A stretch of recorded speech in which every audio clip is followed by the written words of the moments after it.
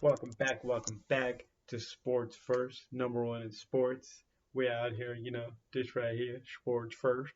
Shout out to Jimmy for the design, Um, but let's get right into it, as in Sports First talk, as in sports talk.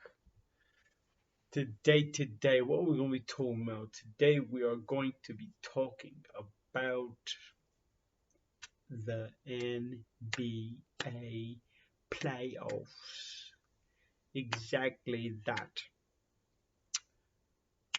Last time that I talked about the playoffs or the NBA altogether, um, LeBron and them were still facing off against the Phoenix Suns.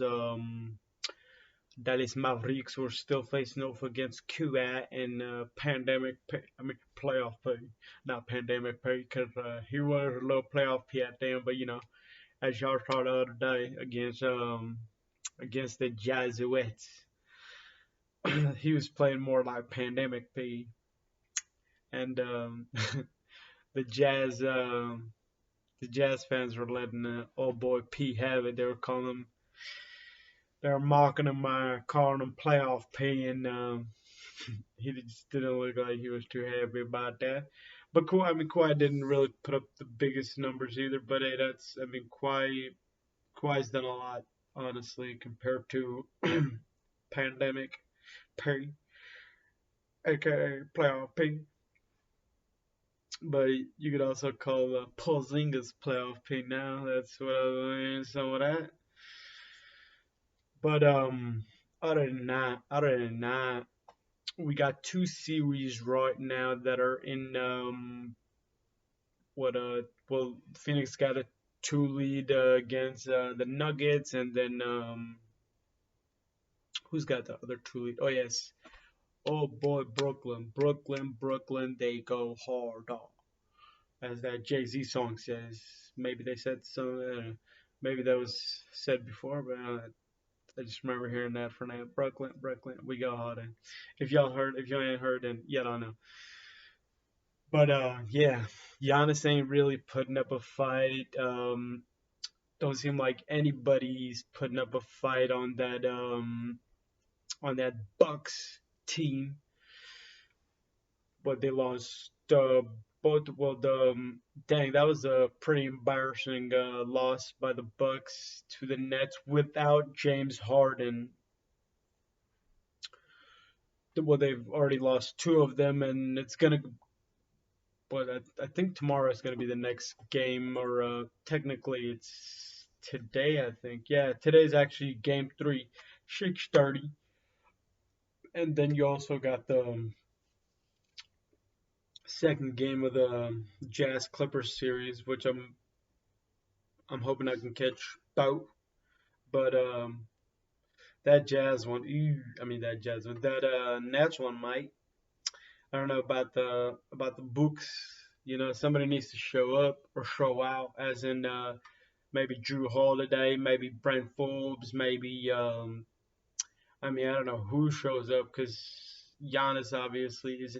He's putting up decent numbers, but he's gonna need the rest of his cast. What he put up, actually 18 points, but 11 boards and 4 assists. Those are mediocre numbers for somebody in the caliber of Mr. Giannis Antetokounmpo.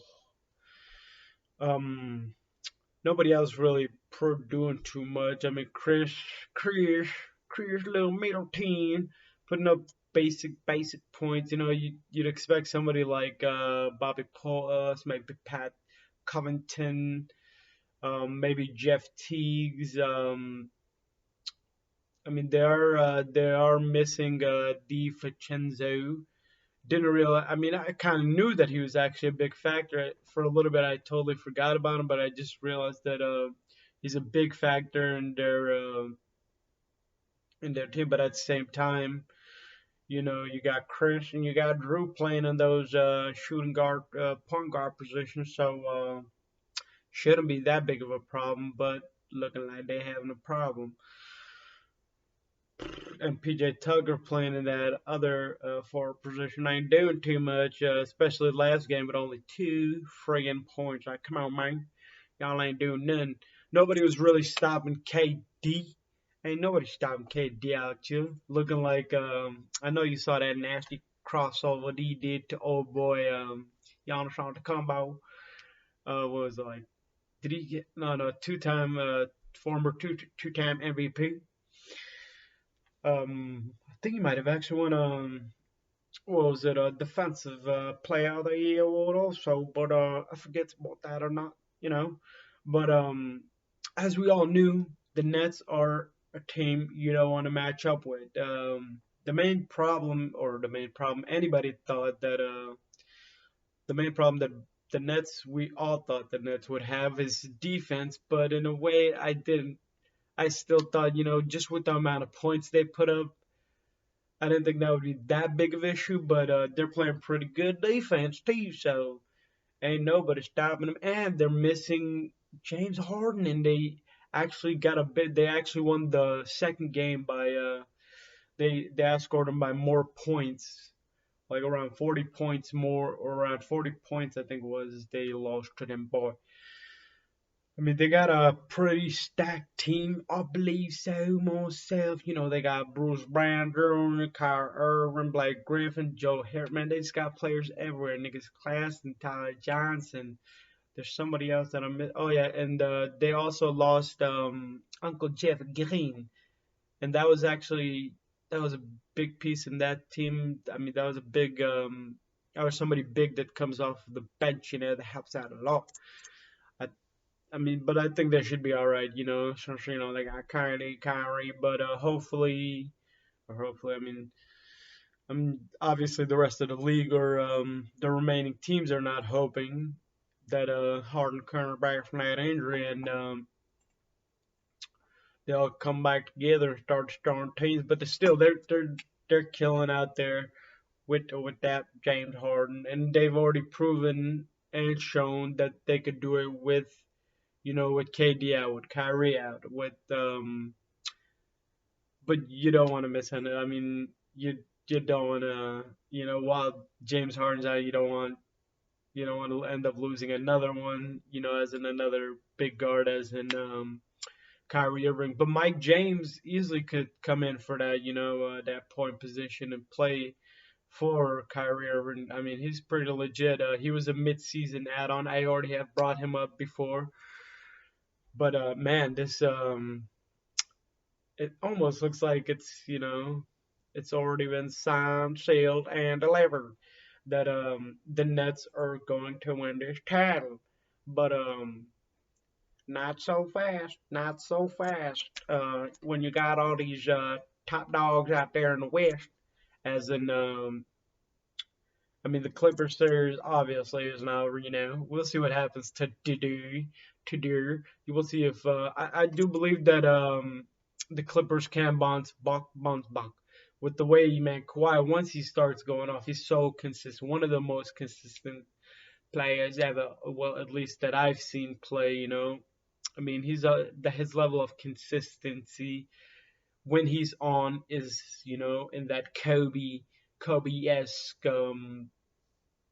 There's many of other players I could name out, but Kobe's the main guy that comes up whenever I just see just how old boy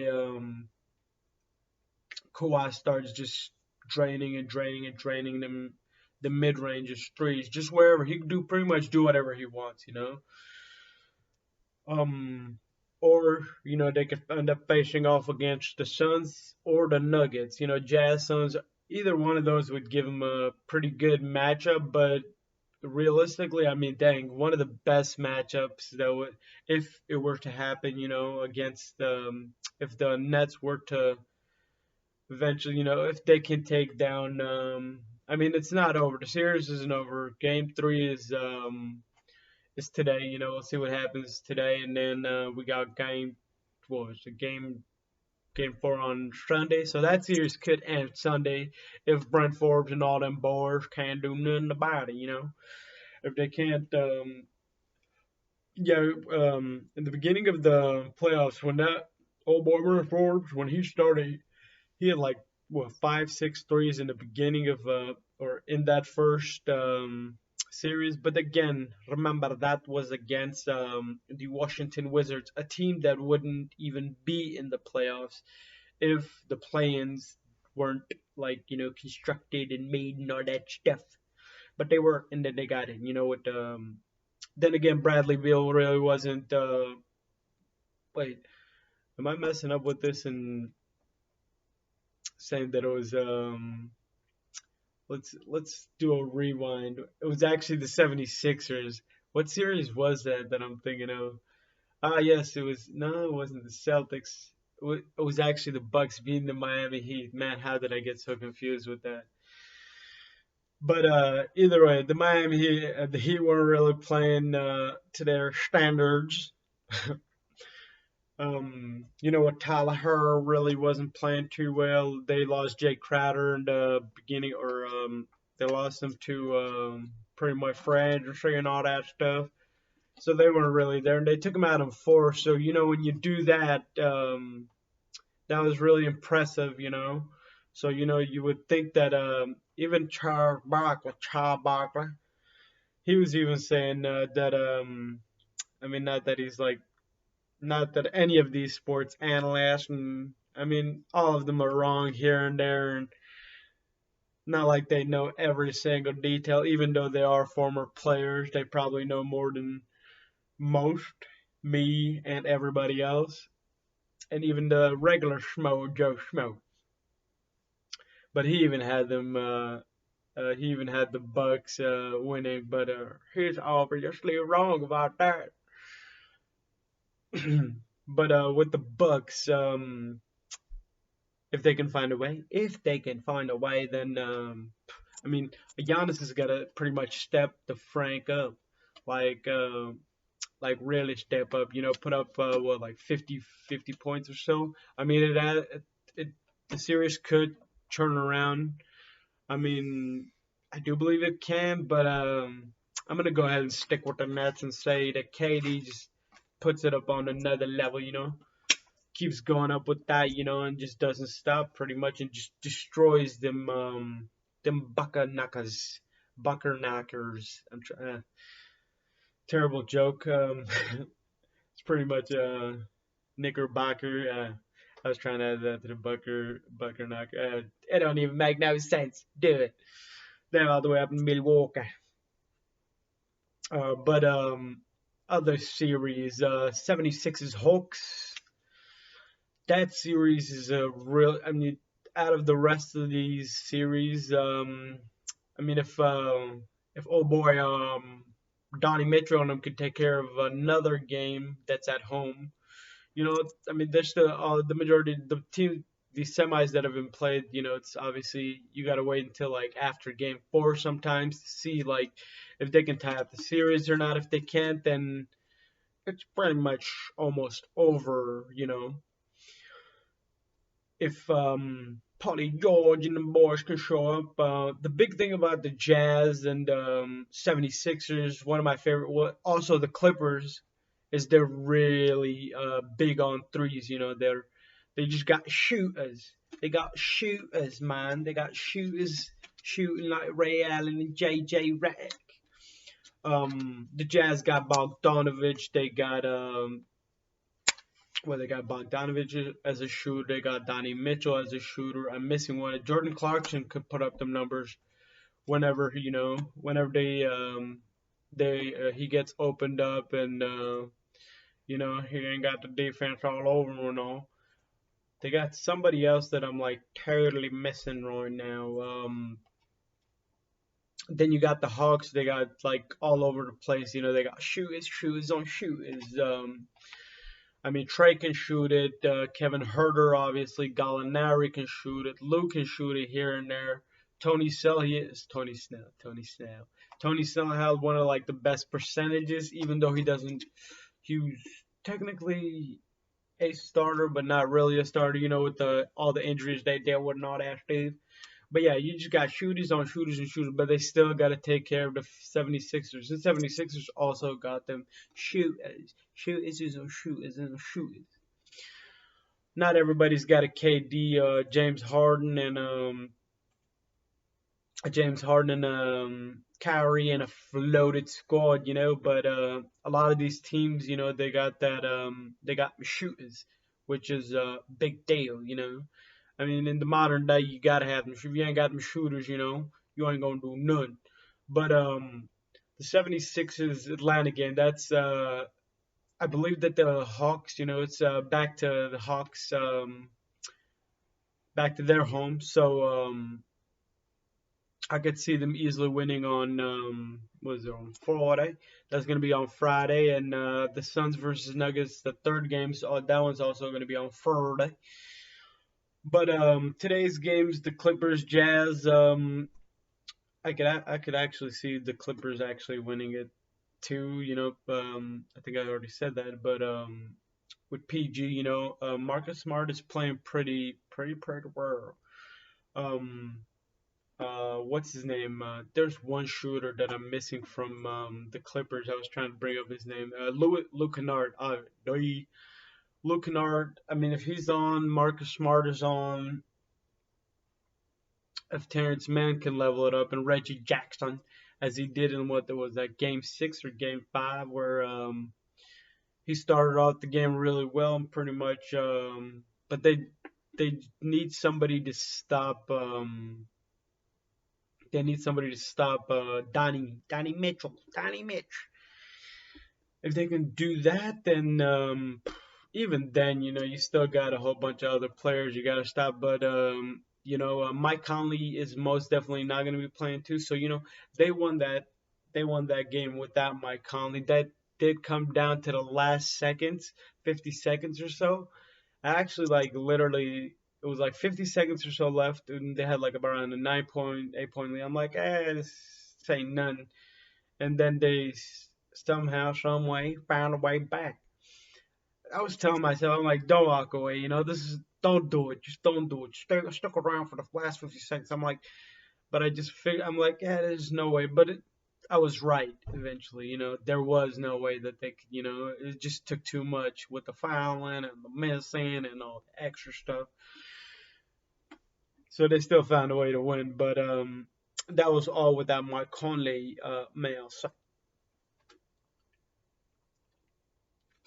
a little water break there for y'all folks right there.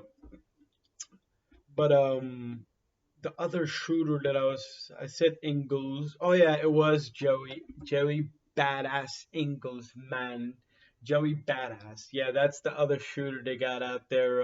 So yeah, I mean, they got even Royce O'Neal. They're probably their best defender. Well, technically not. I mean, he usually probably will defend the other team's best player, but in reality, that's probably Rudy Gobert, 3-time Defensive Player of the Year. It was announced a couple days back. Also, Jokovic, as most of y'all probably all already know, the jokester is your MVP.